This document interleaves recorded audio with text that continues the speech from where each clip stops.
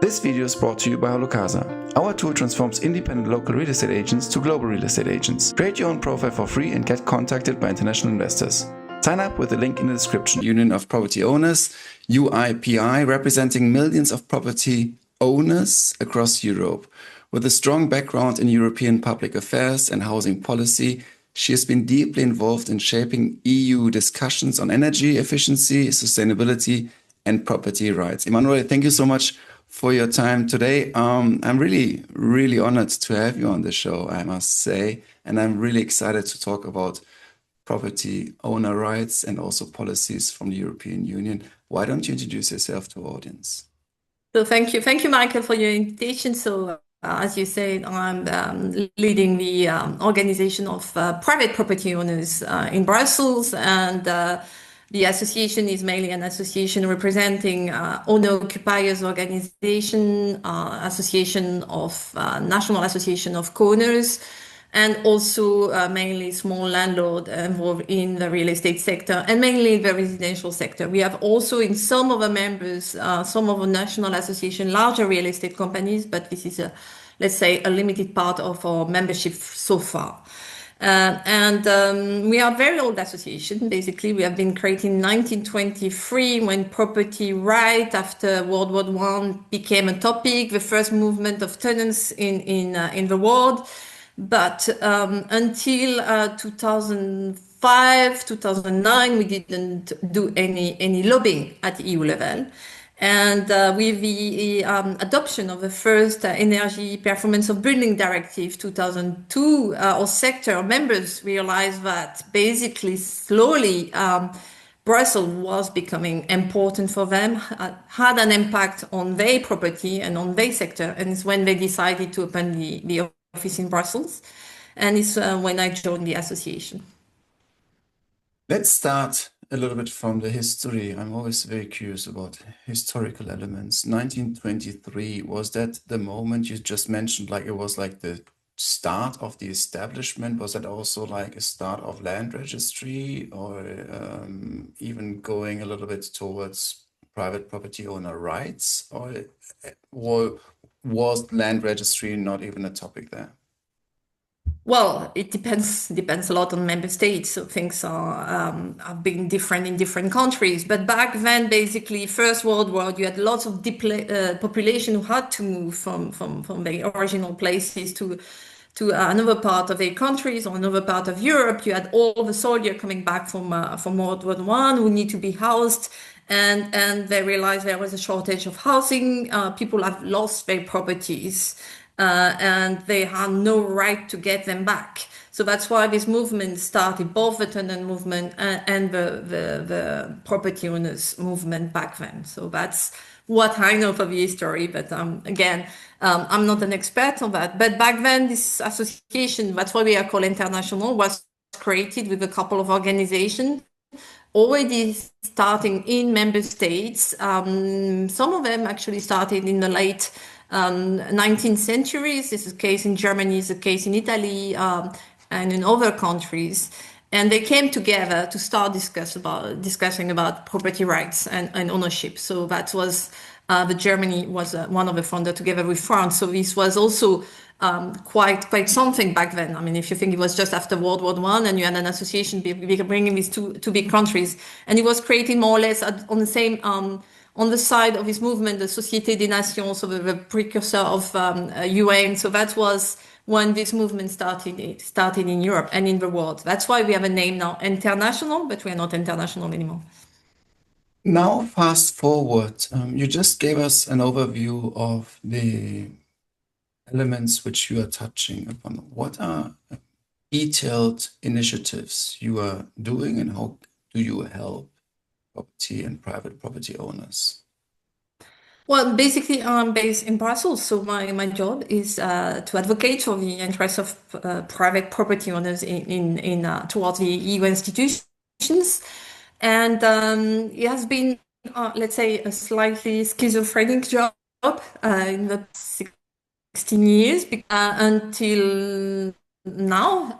It is not a new competence. Taxation, of course, exemption of the is not a new competence, and rental law is not a new competence. And when you're a property owners, you know very well that these are the three pillars, let's say, of your daily business. But as I mentioned, there is a but. There are many EU policy who have an impact on housing and on the real estate sector. These policy are, of course, some technical elements of technical legislation on buildings. And there also the whole sustainability, energy efficiency topic that started, I mentioned, back in 2002 and has been quite prominent in the last 5 years with a big bunch of legislation called the Green Deals in the previous commission just last few years ago, and this impact real estate, and not to forget financial market regulation as well. You know, the financial crisis 2008, huge impact on real estate sector in many countries, huge issue with mortgages, and there were lots of a bunch of legislation who had shaped a regulation in this sector, including what is important for us, the mortgage credit directive, so which has quite a substantial impact on the sector. And we work on this piece of legislation. So this was until now. So that's why I say it was schizophrenic, because there were policy impacting the sector, but at the same time, the EU was not able to have an overview of the sector and had very little knowledge about housing because there are no competencies. So they had some kind of macroeconomic approach on housing because they were looking at housing from a macroeconomic impact and the impact it could have on the economic stability of member states. And through this angle and what we call the European semester, they started to make recommendations to member states on housing. So this was after the financial crisis, and when member states agreed to put their budget and their economy under the scrutiny of a commission. But these were recommendations. And basically, there was a strong call for housing to be addressed at EU level. And in several member states, housing became issue number one. And if you look at the pool before the European elections, you see that there are a few countries in Europe where housing was issue number one. It was the case, for example, in Netherlands, where they have a huge problem with housing. So back then, and for many years already, some political groups like the Socialists were calling for housing to be tackled at EU level. And in order to be re-elected or to be supported, the president of the Commission, von der Leyen, needed the support of the Green and the Socialists. So basically, making housing an EU issue was a political deal between von der Leyen and the Socialists and the Green. And she said, if you support me, I'll give you housing. And some of his political group, MEPs, say, well, but you have no competence in this field. And she said, my experience is that if you dig into the treaty, you always find some level of competency. So this is where everything started. And I think it was also to give a political signal to the citizen that EU was also closer to the citizen, and you care about the daily life of European citizens. And obviously housing is a big part of their budget. So that's why making housing somehow a EU competence was a way to say, we care about you and we care about the situation. But, and there is a big but in my view, is the level of competence is still very limited. And 3 weeks ago, a month ago now maybe, there was a State of the Union where the President of the Commission went to MEPs to present what she did last year and what she's planning to do this year. And she repeated that housing is a huge issue, that is a social crisis, and it needs to be tackled. And I fear by saying so that you start to promise a bit too much to the European citizens, something you might not be able to deliver at EU level because of your lack of competence. And I'm happy to elaborate on that, to explain why I think there is a limited level of competences, what they want to do and what they promise to do. And both her and a first ever commissioner for housing, Dan Jorgensen from Denmark, in the upcoming, what they call EU affordable housing plan, they will start to tackle basically a piece of legislation they already have a competence on. But you see that there's little they can do beyond that. And they also promise to double the funding for housing, affordable housing especially, and housing renovation. So that's what they are planning to do. The plan was originally planned in the first 100 days of the commission. Quickly, they say, no, it's coming first semester 2026. And this was until 2-3 weeks ago. And suddenly, van der Leyen say, well, it will come actually at the end of the year, before the end of the year. And this caught, I think, most of the staff by surprise because they were planning for next year. So everything has to be slightly rushed up now. So that's where we are. And at the same time, the European Parliament is working on its own opinion on the topic. And the Council, which brings member states together, is also working its own opinion. So there's a lot of things going on the topics right now in Brussels. So it's quite exciting. It's completely new. But again, with some word of caution there. So, What is your opinion how it will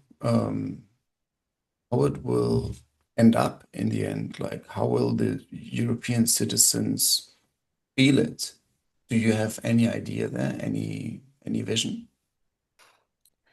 well, I think we need investment in housing and we need more affordable housing. That's a must. The question is how you do it and with which mean basically. Because we all know a member state are struggling, they have now a high indebtedness rate and there's little public money available. And this is going to have an impact on what they can do. So both at national and European level, there is a strong call for action.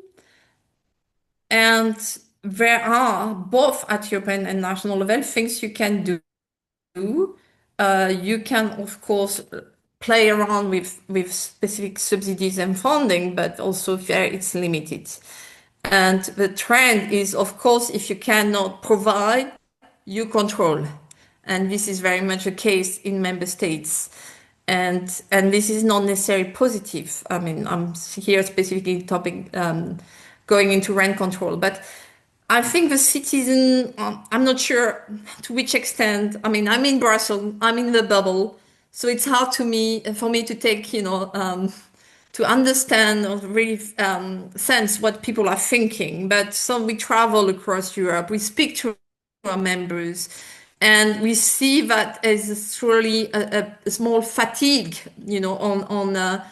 on housing and how maybe not only European, but how policy is impacting the sector and how the sector is perceived in general. So, Let me ask you a little bit of a provocative question. I have a friend, he owns different properties in a low salary segment, basically. So tenants are people who earn the minimum wage in Germany, and he's struggling with overregulation. And the tenants themselves, they're very grateful for having found something which they can afford. And he's struggling with, policies regarding energy certificates and other elements. And he is very strong on his vision to say such affordable housing, such space will be more and more in demand because people need a roof over their head, and they care less about the heating certificate and the energy certificate. And it will become more and more stronger, this demand. Do you think the European policies have a little bit overextended their regulation so that property owners also don't feel free enough to decide on their own terms how they would like to have their houses structured, so that it also remains profitable and sustainable within their own unit which they're owning? Yeah, that's a good point. I think indeed, the more you need housing, the less you care on what you get. That's just the basic principle, right? Is the law of offer and demand.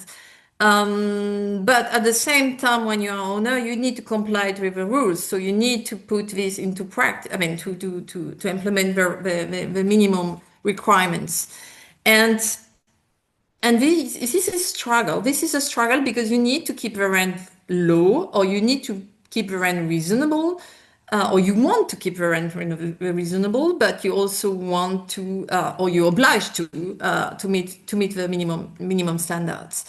So this makes life complicated, especially for small landlords, because they're struggling more and more. Not only because it costs, but also it's quite demanding to understand the rule, to comply with the rule, to avoid any lawsuits. So basically, people, what we see is when the more complex the regulation become, the more demanding the regulation become, the more the smaller landlords are leaving the market, leaving the space for large real estate company, pension fund who can meet the minimum demand. And this is challenging because this has an impact on the housing market. And I think there are different approach to that, but there are different also analysis, including for my German member House and Grund that you might know. They are quite a large association. They also have a larger residential sector in Germany, where over more than half of the population is renting its property. And in the private rental sector, two-thirds of rental property, as you mentioned, are in the end of private individual who own 1 to 5 property. And these people are struggling with the rules, and these people have high costs, and they are not the one increasing the rent because they care about long-term tenancy, they care about long-term investment, and they want their tenant to remain longest in the property.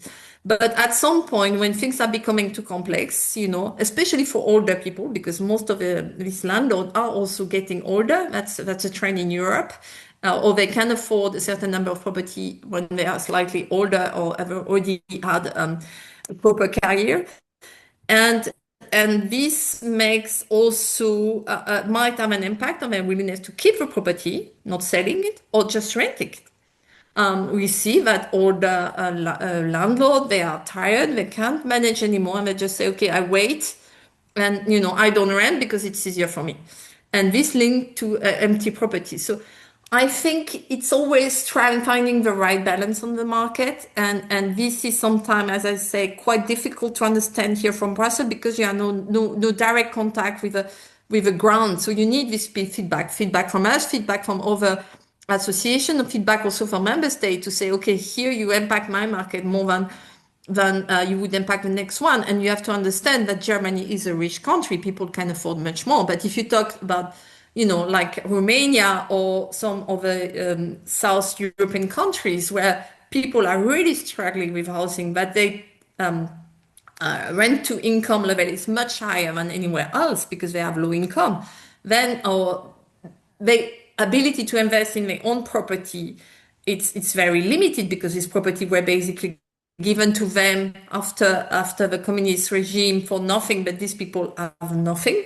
Then it's very difficult to implement this policy, and that's where I think it's very important to understand, and for policymakers, what I always tell them, you need to understand the challenges people are facing. These challenges are very diverse. The structure are very diverse from one member state to the other, from one region to the other, from one local authority to the other. And we see as much as we are struggling at national level to do good housing policy, imagine how the struggle is in Europe, where you have many diverse situations, considerably diverse situation.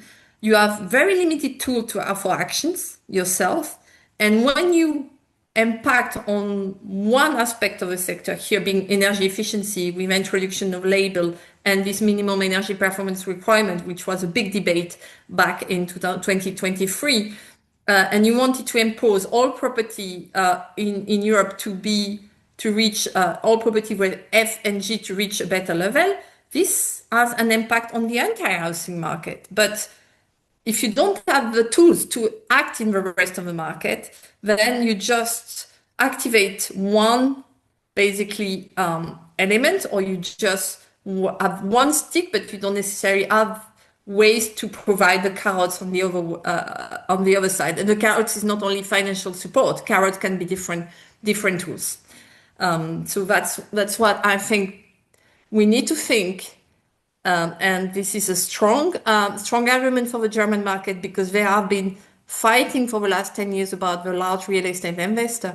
You need to think the type of landlord you want, and you need to think about the type of housing market you want. You need all these elements on your housing market. You need social housing. You need home ownership. Home ownership is a vital element of your housing market. You need social housing, but you need also a well-functioning private rental sector.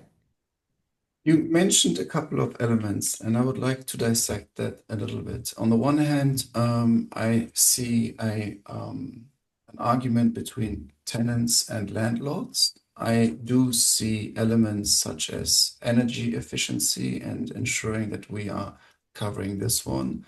We do have, however, a holistic view, which I think we need to take it from how do we want the European Union and its society to look like and to live within a lifespan, and then maybe not imposing policies which are solving symptoms, but really understanding, okay, what is actually fundamental for an entire society to thrive.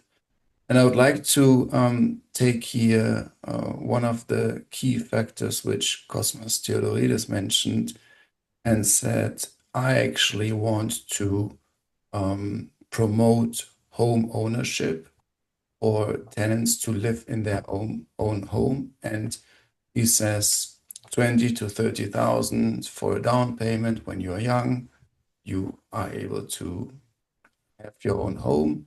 And then you also have something for retirement, because you also just mentioned the older generation. They might not give it to their children. And the last point here, he emphasized here on the critical element of demographics, the family structure, and the safety feeling. Once you feel safe, you have a home, you can also feel safe in order to create a family. Is there anything like that what you feel comes from Ursula von der Leyen and the European Union, or is it more like, I need to get re-elected, let me just see what they need, and then we will also include that one to just please them? Or do you think that we do have a 10, 20, 50, 100 year plan strategy to really take all this big data and create generational wealth for the citizens of the European Union? Well, I want to be optimistic, and I want to hope that there is a strong will from any type of policymaker to solve the situation. European, being the president of the Commission, or the commissioner, or MEPs, but also national policymaker, and even more, I think, local policymaker, because they face on a daily basis the challenges.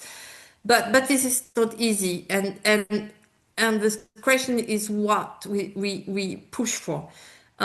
Here we talk a lot about protecting tenants. We talk a lot about, to some extent, helping young to access housing, helping vulnerable people. But again, this is not something you should take in a silo. You should look at the overall picture. And this is what is missing, because the focus, and because maybe of a limited competencies, affordable housing, and is understood as a segment between first is how you define affordable housing. This is a big topic. Here, if you look at what the EIB, the European Investment Bank, or what the Commission is doing in competition law, basically they understand affordable housing as a segment in between the market and social housing. So this, what we would call intermediary housing, in some countries. So intermediary housing could be intermediary access to housing or intermediary rental housing market. But I think if you look at this from this aspect only, you miss the big picture. You miss the need to have a well-functioning, as I say before, private rental sector. You need to push homeownership in general. You need to push for more housing in general, not only for more affordable housing, because you need more housing in general. And this is what we have to kind of understand, that none of this segment of the housing market work in a silo. And when you have positive impact on one part of the market, you need to have positive impact on the other one. And you need to think, yes, I completely agree with what has been said before. You need to have a strong home ownership base in Europe in order to have a well-functioning market economy. This is the basis. Don't forget that housing is the single biggest asset of European citizens.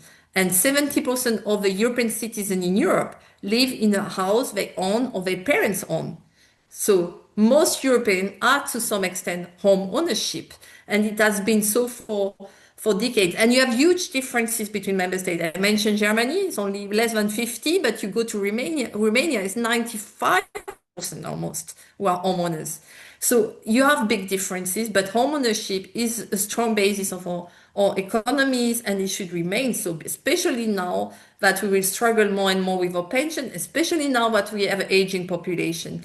And what is often understood as capitalist going into the market, being a landlord is often, I mean, I see them, I understand who are our members. Our members are often people who have a bit of savings and invest in real estate because they consider this easier to understand than financial market and more safe than financial market. And they want to have something for their pension. So typically this will be a butcher who will have a very limited state pension and needs to have some kind of revenue in order to live the next 20, 30 life that he has to live after his retirement age. So that's basically the people owning this small rental sector. And 2 weeks ago, I was reading French papers, and there is Next City, which is the biggest, largest real estate company in France, both in services and developments. And the CEO of Next City say basically it's not profitable anymore to invest in real estate. She say all mortgage lender, all real estate agent in France, she was talking about the French market obviously, will tell you that it's not profitable anymore to invest in this sector to some exception. And I feel this is scaring. This is scaring because we need more housing. We need huge investment in housing. We need private investment in housing because public will never be able to match the demand. And at the same time, we make this the life or the framework more difficult to meet, or the framework more complex in order to meet the needs. And that's a risk, I think, both from the European and national legislation. And yes, that's going to be a challenge to provide housing to all citizens. And we definitely need to help young people to access housing. And the financial crisis and the new requirement for accessing mortgages haven't made this easy. Of course, we needed some kind of regulation because there was excessive abuses made in this market previously, where you could have a loan to value to 110, 130%, which was completely insane. But at the same time, now with the mortgage credit directive, we have created a system based only on credit worthiness assessment based only on your income. And this is also not necessarily the best approach, especially if you look at older generation. And of course, access to mortgage is more difficult. At the same time, with low interest rate, the past few years, you have felt this impact maybe a bit less, but this has an impact on the market, and access to mortgages should be feasible, especially for the youngest generation. But also don't forget the oldest generation who have even more difficulty to access mortgages sometimes. What do you think is right now the most pressing element, and also looking ahead towards the future, what you're working on. So we know the challenges, we know the diverse landscape in the European Union. We know the different stakeholders. We mentioned, the EU policies. Then we have the financial sector, which has a totally different dynamic and presses there on this entire element. What do you think is coming next regarding property ownership and also the policies there, which should potentially also maybe help them or even impose more challenges for them? That's a tricky question. That's a very difficult one. I think I think what we need to understand is that property owners are allies. They are part of a solution and not necessarily part of a problem. And once you understand that, I think you already have made a lot of progress. Then you need to understand again that housing market don't work in a silo, that you have different segments and functioning market need to be have functioning segments, all these segments, different segments that I mentioned before. And then you need to understand that there is not such a thing, in my view, but that's why I'm a bit uncomfortable with the word housing crisis, because I don't think there is such a thing as a single housing crisis, and it's what my members also like to say. There are many housing challenges. And you might have major housing crisis in some cities, in some countries, but you have very different challenges in other places of Europe. You have rural area who have completely different challenges. You have area who are getting depopulated. You have areas, you have countries where, real estate prices are decreasing. Italy is an example. Price in Italy have been decreasing instead of increasing. And we all talk about this increase of real estate price, but also of rental price as well. Like rental price are increasing, yes, but also compared to inflation, everything is relative. And also you see that some countries where this is not necessarily the case. So you need to understand and take into consideration these challenges, and definitely you need to understand that all sector is there to help, that we are an asset to the society and we are not a liability.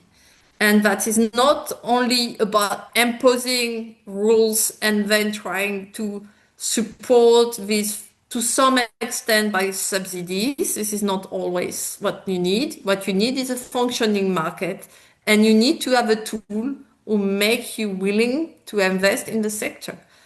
And this is what is often forgotten. And you need stability, please. That's also a critical point. European, but at national level, we see stability is a huge issue. I'm French, four a minister for housing or four state secretary for housing in the past few years in charge, even one for a few hours last week. And you have also financial incentive. MaPrimeRénov' in France is supposed to support energy efficiency renovation. And one day is closed, the next day reopen. In Italy, you have a super bonus, who has a huge impact on the sector, the next day close. And these are the very negative impact on the confidence on the market. And you need confidence. You need to have some predictability also for smaller, but also for larger investors. And this predictability in the sector this sector is very conservative and it moves slowly. And policy that you put in place now will have an impact in the long term. And this impact you might not see in the next few years. You will see it in the next 10, 15 years. So you need to understand that. And I think this is the most important thing I would mention. For the next months and years, what is the goal for UIPI and your entire role there? What you hope to achieve within the next months? Maybe we have to talk years, 20, 24 months, to have like something tangible and visible. Well, our job is, to have some impact on EU legislation. And now, as I say, there are like few pieces of legislation that will be put on the table very soon. One of them is the SGI, the Service of General Economic Interest, so state aid to housing, social housing and affordable housing. This is a topic we are working on. Then there are all this climate legislation that will continue to evolve in the next years. And our role is to make this realistic. What we say is we are not against, we have a role to play. Our sector is a crucial part of a change, but we need to have realistic and implementable policy. As you mentioned before, with the example of your friend, at the end, you need to provide housing and you need to be able to do so.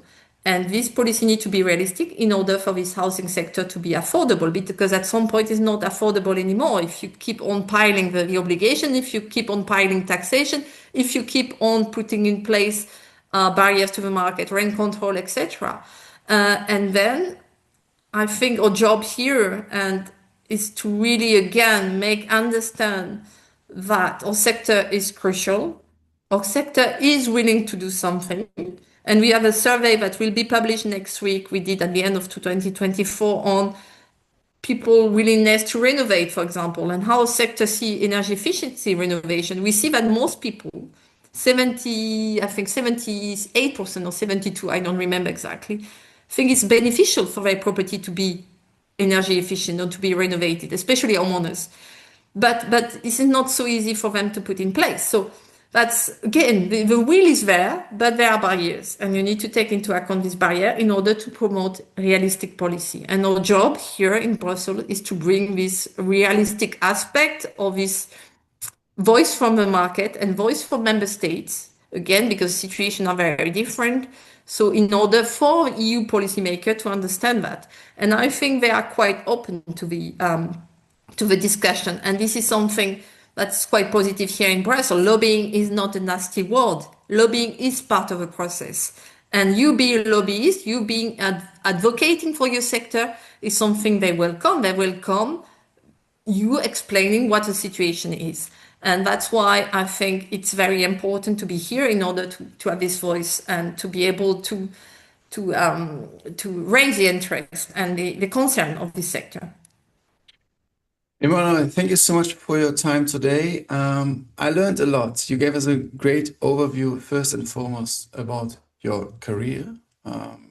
We learned a lot about UIPI and the entire element of lobbying and the importance for property or private property owners across the European Union, and also its history.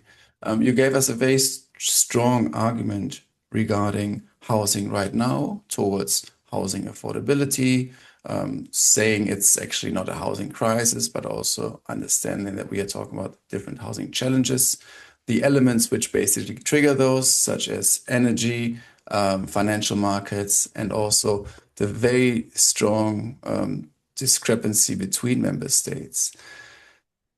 And you also ended up with the next steps and your vision regarding the future. How can people reach out to you if they are intrigued and would like to contact you? Well, they're happy to check our website, and I think our general contact is there. And I'm very happy to continue the conversation. It was quite interesting to have. I always enjoy, talking with people more involved into the market than we are, because we are talking a lot in Brussels, but sometimes we are far from the market. So it's also interesting to have this feedback and to have a view of the sector. And that's why it's also important for us to go basically to travel Europe and to meet people directly and to meet these people who are individual owners and to understand what they are facing. And also, the same with real estate sector in general. It's very important to have this exchange with the sector. So I think happy to have a discussion again, and whoever wants to contact us can also check our website and find our contact details there. Perfect. Thank you so much. Yeah, Sending the thank best you. regards to Brussels, and have a good afternoon. Bye-bye. Yeah, have a good afternoon. Bye-bye. This video is brought to you by HalloCasa. Our tool transforms independent local real estate agents to global real estate agents. Create your own profile for free and get contacted by international investors. Sign up with the link in the description.